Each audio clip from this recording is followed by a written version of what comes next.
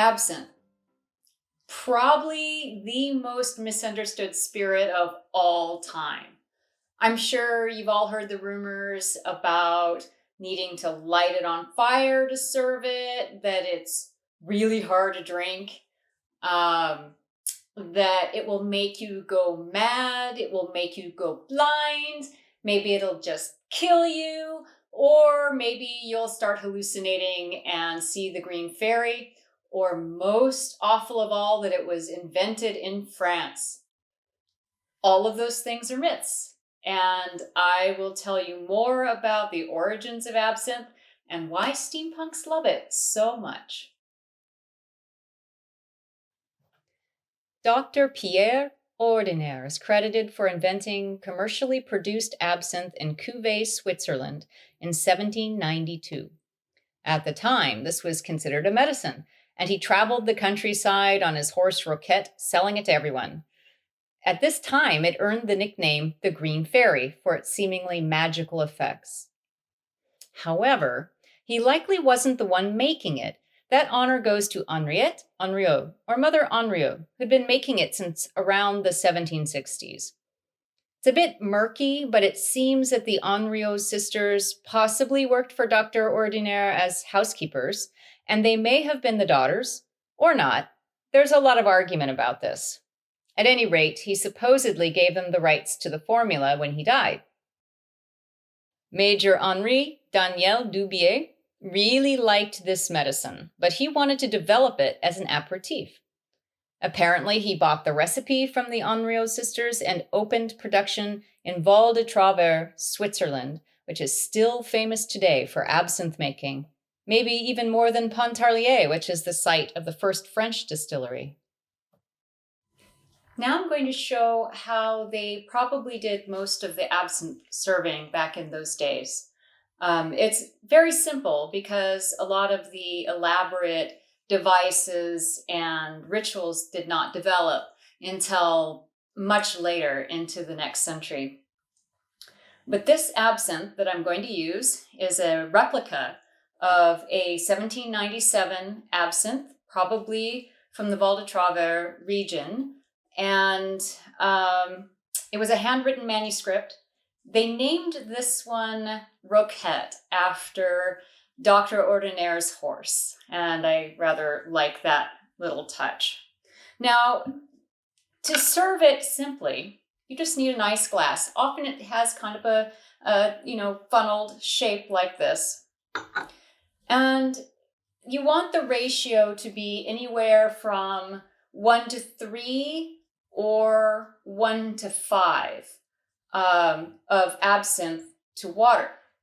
So in this case, I'm going to do probably, this Roquette is a little medium. I do probably 1:4 on this. So I'm just doing a little 1/2 ounce there.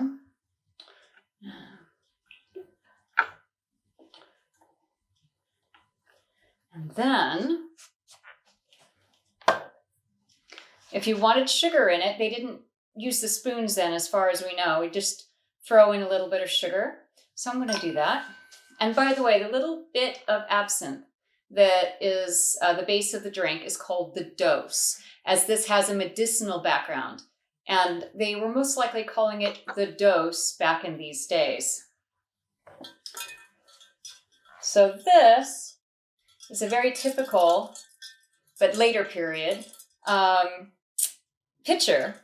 And they had all kinds of pitchers. And I'm sure that back at this early period, they didn't have any specialty pitchers. This is more of a replica from the late 19th century in the heyday of absinthe. But right now, I've got my nice, very cold ice water in it, and that is critical.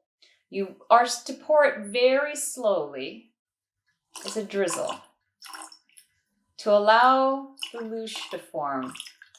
The louche is a beautiful, cloudy, milky, almost opaque quality that comes from the oils of the herbs, but also the emulsification of the very high alcohol with the ice water, which is why it needs to be icy, icy.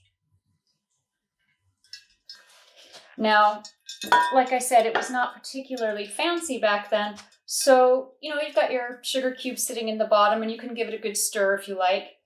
And or serve it without sugar, which is usually my preference. It kind of depends on the absinthe itself, but also your personal interest in how sweet you want to have a drink.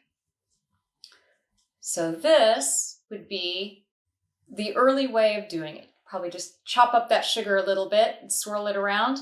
But I'm not going to drink it, so I'm going to set it aside because I have a lot more absinthe to pour. The French were so in love with the new drink from Switzerland, Dubier's son-in-law, Henri Louis Pernod, moved across the border in order to avoid border taxes and opened the famous Pernod distillery in 1805.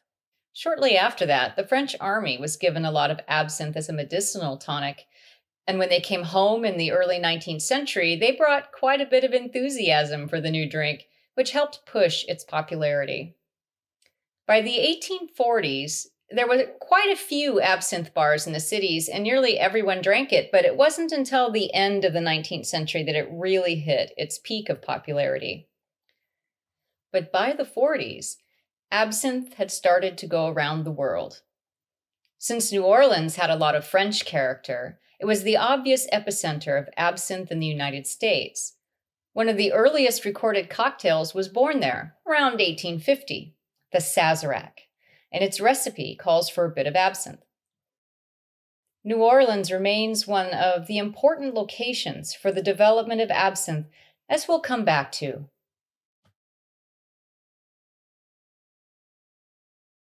From about the 1880s until 1915, absinthe reigned supreme in France. Artists were known to appreciate absinthe from the mid-19th century and on to the 20th. Manet, Degas, Van Gogh, Oscar Wilde, Toulouse-Lautrec, Ernest Hemingway, Picasso, and many others. Men and women of all classes drank it at home and in absinthe bars, which by most accounts of the time sprang up everywhere in France and most of Europe. The green hour, le revers, was from about 5 to 7 p.m., when it was fashionable to have a bit of absinthe at the end of the day. Speaking of art, absinthe inspired so much art, some of it in advertising posters and some in depictions of daily life, some in propaganda leaflets. Especially the idea of the green fairy seemed to catch artists' imaginations, and she is depicted as everything from seductive and wanton to dangerous to lovely and fun. I guess it depends on what you think of alcohol in general. Accessories also became a form of art and personal expression.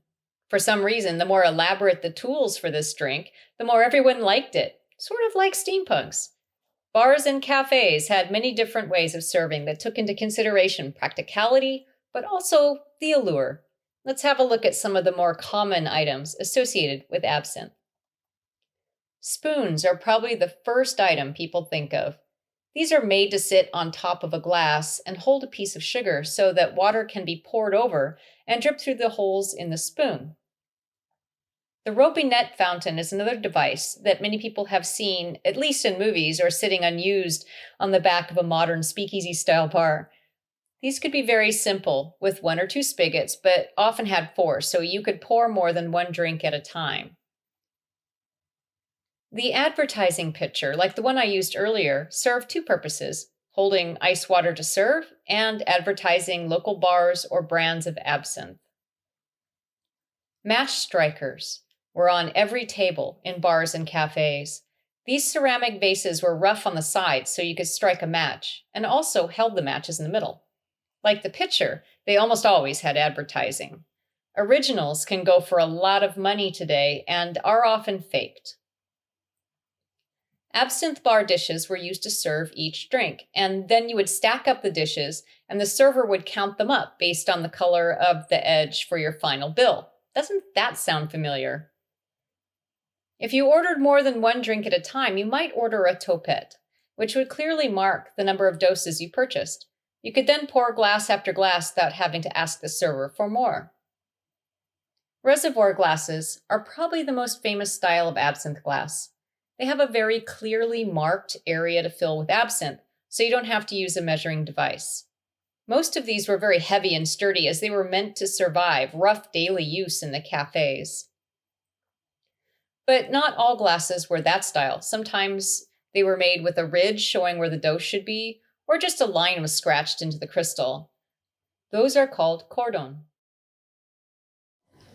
It was at this time during the heyday of absinthe that probably the most elaborate and well-known way of serving came into existence, and that is using the fountain. I'm going to use a reservoir glass here that has the little space for the dose so that you can measure exactly, and I'm using a replica absinthe as well. It's based off of a very early recipe, not as early as the previous one. We're now into the 19th century, but still very respectable. And it's called Esprit Edouard, the spirit of Edouard. Edouard is one of the 19th century absinthe pioneers. So you don't need a special measuring device. All you have to do is pour the dose into the reservoir. And then you kind of get used to the different glasses as far as how much you want to add to that. And again, personal taste. To me, I like to do it about to here. This is going to be about 4-to-1. So this is an example of the Robinet fountain. And the most important things about them, they don't have to be as fancy as all this, is that they have to have a glass holder for ice water at the top, and they have to have the little spigots, which are the little robins, is where it gets the name of the robinets. And those drip water slowly into the glass. So you can actually do several glasses at once, and you don't have to have such a fine control with your hand. You can just set it and go. So sometimes people would pay to have these on their table, but they could also be at the bar. And here we have our glass with the dose. I'm going to actually put sugar in this. So this is an antique spoon I have. It's a silver plate from Switzerland. You put your little sugar on there and then place it under the robinet. We'll usually make a little bit of a splash. You just have to not mind. And you let it drip. You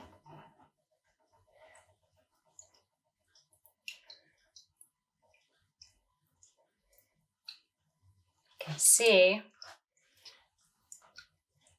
it goes very slowly. The idea is not to rush. It's to enjoy the ritual. And in this case, you can see the louche slowly starting to form as the water slowly drips down. There's an anticipation that comes from this ritual.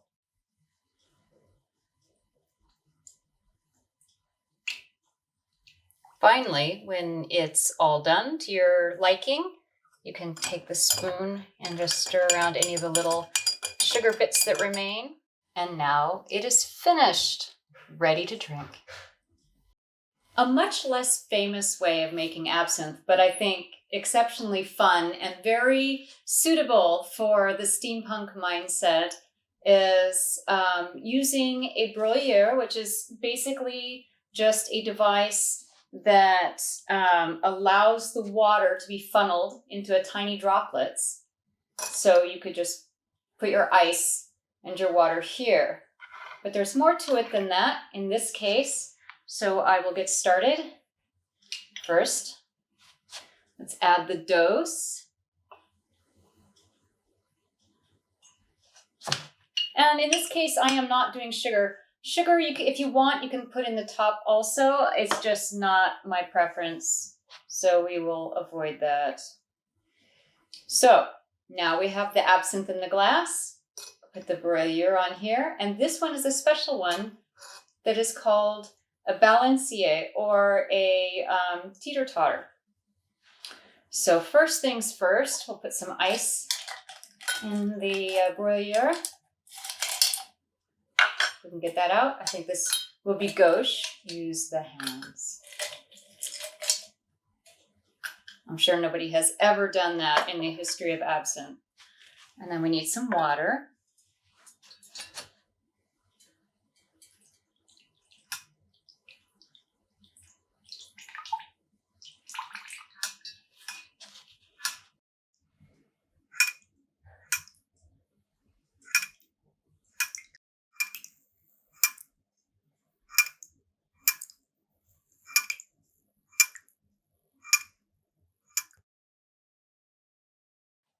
At its heart, a lot of the blowback against the popularity of absinthe came from the wine industry. Phylloxera, a kind of plant lice, devastated European wine regions in Europe in the 1860s. Wine became more scarce and expensive, so people turned to spirits and absinthe. There was such a rapid change in social drinking habits that the wine industry was threatened, and there's plenty of evidence that a lot of the negative myths about absinthe got their start through folks defending their turf. The wine folks found allies. People are usually pretty upset about change in general and like things the way they were when they were growing up, so there were plenty of people who saw the shift from wine to be an attack on decency, French values, and the natural order of the universe. The temperance movements were popping up and inclined to find a particularly easy target in absinthe given its association with libertines. Interestingly, there was a push to declare wine as healthy and natural in France, and absinthe and spirits as unnatural and dangerous. It very deftly controlled the direction of the rising temperance movement in Europe, redirecting it away from wine and cognac and just towards a specific scapegoat. I wonder who is behind that. Dr. Valentin Magnan was practically the spokesman for this entire movement at the turn of the century in France. He was most likely driven by the fear of change and loss of French values. He pretty much believed that absinthe was the end of the world, and he set out to prove it. As a doctor, a lot of people put great stock in his findings, though we look at them today and can quickly determine that they were basically nonsense. It doesn't help that he was a proponent of eugenics. Nice guy. He came up with the idea of absinthism, which was supposedly much worse than alcoholism and had specific horrible effects. His experiments usually involved cramming toxic levels of wormwood into animals and watching them die horrible deaths.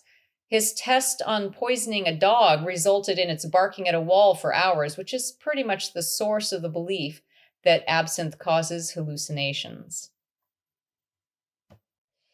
Then, on August 28th, 1905, a terrible event took place that changed the course of everything.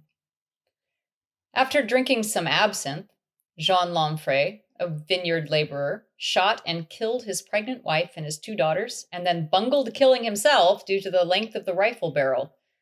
Strangely, he and everyone else blamed absinthe, despite the fact that he had actually been drinking for several days straight, including wine, beer, brandy, cognac, and creme de menthe in copious quantities. This was the event that really pushed the absinthe ban, and it happened just a few years later. It was about this time that the absinthe makers realized that they were in real jeopardy and started making absinthe such as the oxygenated types, which purported to be safer and remove the crazy from the spirit. Of course, as there was nothing bad to remove, it was all hocus pocus anyway, though the hot oxygenation process does lend an interesting variant to the flavor profile, one I rather like. One of my favorites is a replica of a famous recipe and process made by T.A. Bro, whom we'll talk about later. And then the bans came. In Switzerland, it was 1908. In France, it was 1914. And in the United States, it was 1915. This poster shows the death of the Green Fairy in France, who is mourned by all and looking up to heaven, where her sister, the Green Fairy of Switzerland, is already waiting, having been banned 5 years earlier. One of the most recognized of all absinthe posters, this famous image by Gantner, laments the prohibition of absinthe in France in 1915. Raymond Poincaré, the arch-prohibitionist president of the French Republic, is trampling the Green Fairy, while in the background, French troops are shown engaged in the first terrible battles of the wars in 1914. The white ribbon at the bottom is left blank to allow the name of the bar or cafe that originally purchased the poster to be added. With all the talk about the dangers of absinthe, what do we know about it today? Quite a bit. Thujone, the chemical in wormwood considered to be the culprit of all the evils of the drink, is present in absinthe, but in such trace amounts that by the time you consumed a toxic dose, you'd be dead of alcohol poisoning many times over. Apparently, the distillation process removes most, if not all, of the toxicity of wormwood and absinthe, and there just isn't much in there to begin with. Additionally, wormwood is also one of the herbs used to make vermouth, which is the German word for wormwood. Testing of original absinthes and reproduction absinthes made to exact recipes indicates that while you might get a certain unique high from absinthe, the feeling is more due to the natural effects of the herbs, which are all different and may affect people in different ways, but will never be more than mild. Hallucinations probably were never caused by absinthe, though bootlegged or unregulated varieties might have had all sorts of poisons in it that we don't have records about, and who knows what they could have done to a person. It's interesting to note that even today, there is some attempt to blame a certain toxicity on absinthe due to its high alcohol content.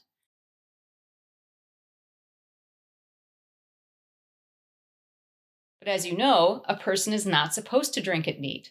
The drink should have an alcohol level of about 12 to 15%, just like most wines. So if the high level of alcohol is a factor, then the person is misusing it, and of course, it's likely at least some people did.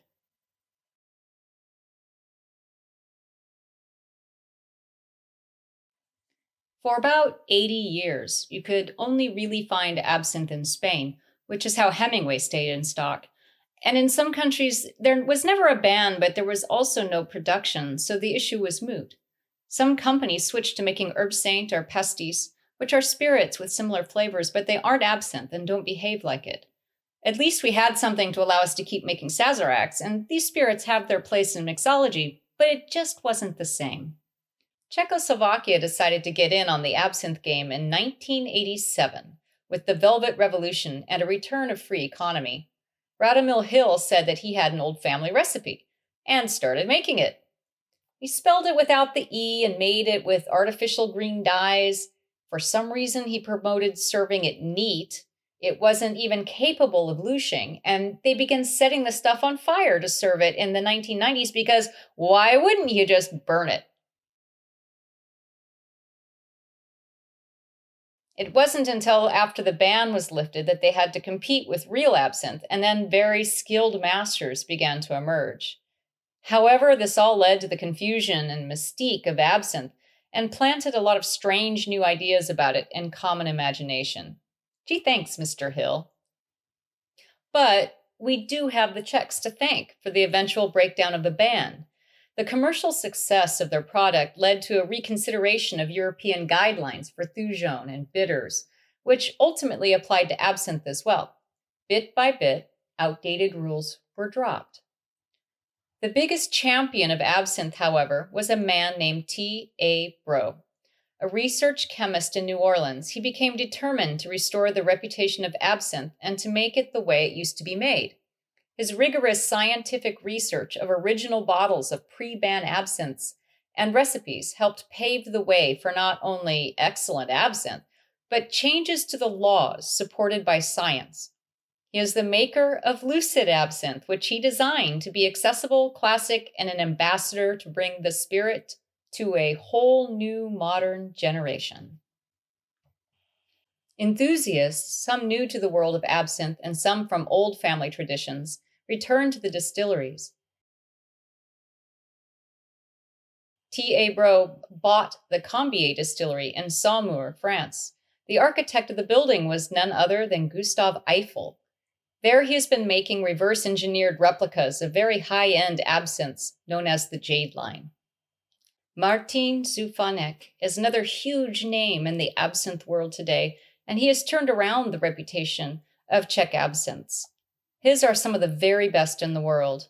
He makes his own recipes, but also has experimented with old Dubier recipes, which are highly sought after and very limited. Great young distillers are becoming masters before our eyes all around the world. They are learning old traditions and coming up with new variations.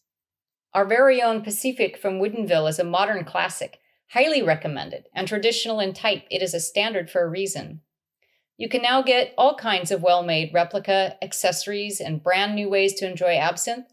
It's a very exciting time for absinthe lovers.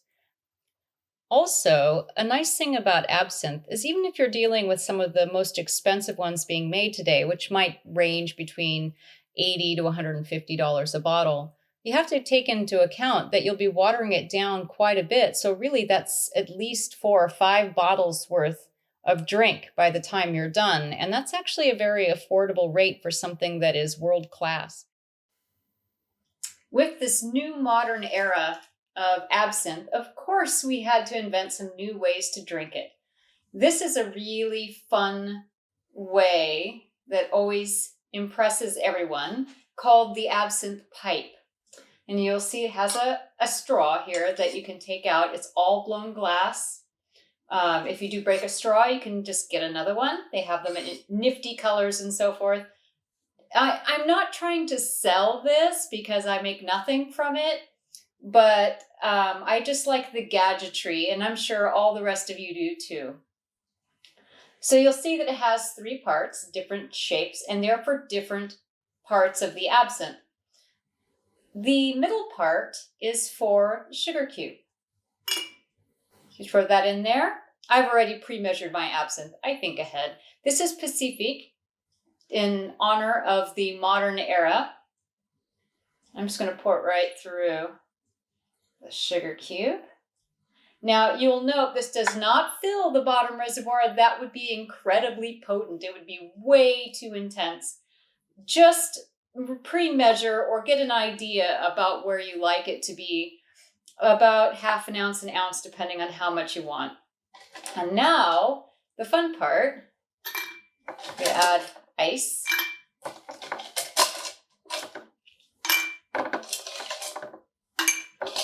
So you've got to have your ice. And cold water. It's a little hard to get a really slow drip with this method, but it does work. Another way you can do it is if you just fill the reservoir at the top with just ice and no water.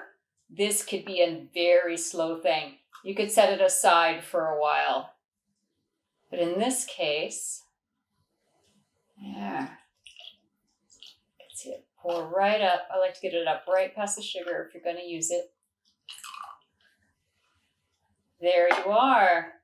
And you can see how the louche kind of stops where the sugar is. Now, you can let it just sit and slowly dissolve, but I'm impatient, and I am going to make it break up. And then we can properly mix all of it into one beautiful ready-to-drink absinthe serving. And now this one I'm going to enjoy.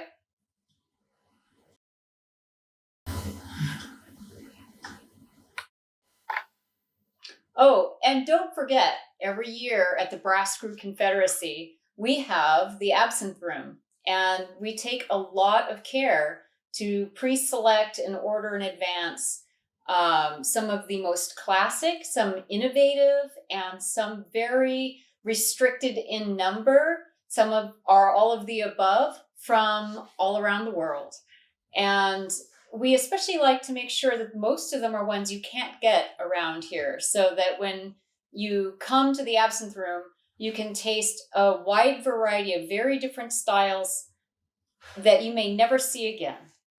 So we hope to see you again in person, obviously, and we'll have some absinthe together at the Brass Screw Confederacy.